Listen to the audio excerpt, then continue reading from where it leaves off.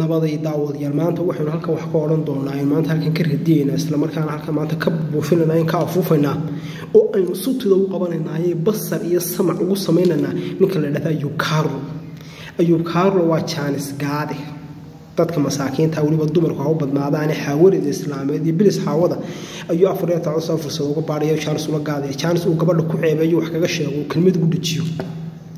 horta ninkaas waa nin dhib badan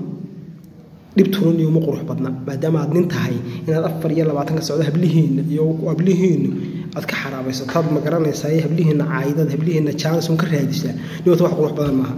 ninkaas waxa uu wado tan uu cunto muwaan habluhu ma geeyaan mana istaahilaan walaalayaal in wax lagu yiraahdo waxna laga sheego waxna lagu sameeyo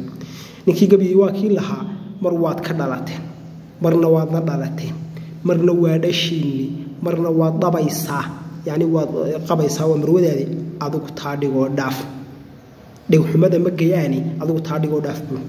hablaheena horta waa hablaha halka naga jooga annaga madaxii hablaheena noo saariyay hadan Soomaalida nahay waxyaabaha dhaqan xumada ee maka bariga hore inan qisooyinka dhacay la hayo ee isku hogmaday reer dham isku baabeen waxa kamid ah inan naaska la taabtay inan nisaanaadka inuu taabtay ay reer dham isku hogmaday oo isku nacay waliba tolaha laakiin waxyaabaha soo kordhay waxa kamid ah waxaan soo kordhay maka ee waxa weeyaan dumarkii waxa la wixii la doonanta lagu sameeyay daraan waxa kula xil iska weydiineen horta waxa sumaha wax aqli galiya al-aql salim fi jism salim bal ama healthy mind is in the healthy body aqliga wanaagsan jirka wanaagsan ku jira ay hadda qof waxa ku hadlaya aqligiisu macni jirkiisa wanaagsan taladaydu waxa weeyaan dardaarankaygu waxa la yiri heeho weyn si waxa asnad kala asiyad baan ninkuu digay kumuu dilin baan yiri ninkuu digay kumuu dilin wala Ayub Carlo ay hablaha ka dhamo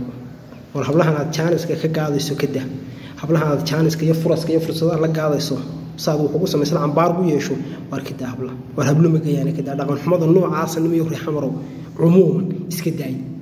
wixii ummadii baan bal waxa khayr la shariic oo faafiya laakiin waxa nashinaysa ka